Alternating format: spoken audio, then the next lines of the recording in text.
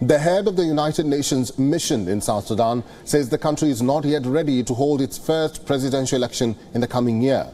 Some government officials, political parties and even civil society claim that the country was at this point not ready for free, fair and even credible elections. Here's a report from Juba.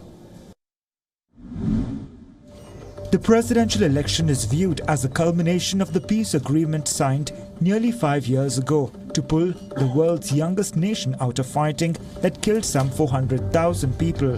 But the United Nations has already voiced concerns over the elections. The head of the United Nations mission in South Sudan says the country is not yet ready to hold its first presidential election in the coming year. The mission has cited lack of a reconstituted electoral body and a political parties' council as reasons for skepticism. As the countdown begins, stories of desperation looms in Africa's newest nation. While large-scale clashes have subsided, violence in parts of the country persists. Martha Nyangwer didn't have time to bury her husband, son or daughter when they were killed by gunfire in September. Instead, the 50-year-old paid respects by throwing bits of grass over their bodies, grabbed her remaining children and fled. I lived in Sudan before, but I heard that South Sudan had returned to peace, so we came with the family. We knew South Sudan had returned to peace and we were all very happy. I was with my children, grandchildren and husband, and we came in August 2022. When we arrived at Aitar, there was a ship that started attacking. The ship started shooting at us. As we were running, my husband, my son and grandchild were killed. I was in shock. I didn't know where to go or what to do. We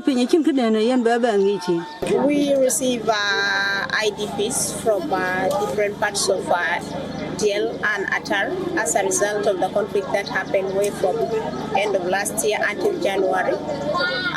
Many of them come and report cases like sexual assault and rape and other forms of gender-based violence they suffered as a result of the conflict. We provide them with psychosocial support and medical services at our health center.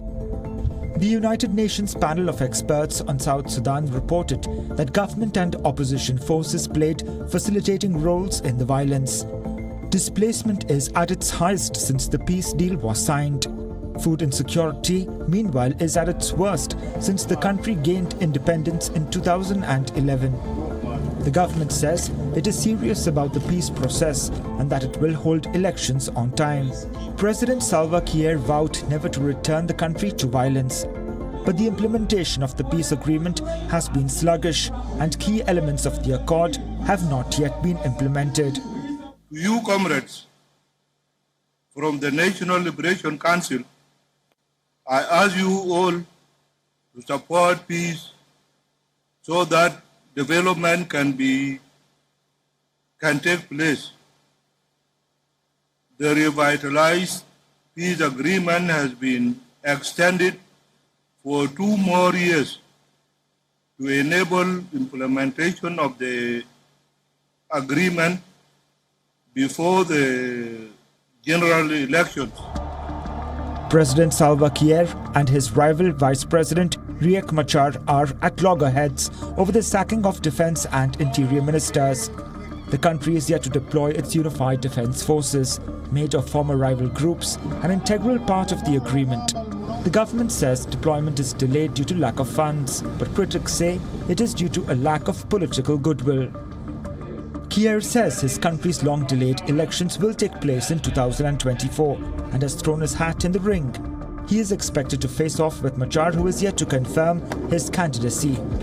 The opposition has accused the government of lacking the political will to hold elections. But Kiir has said he is committed to free and fair elections.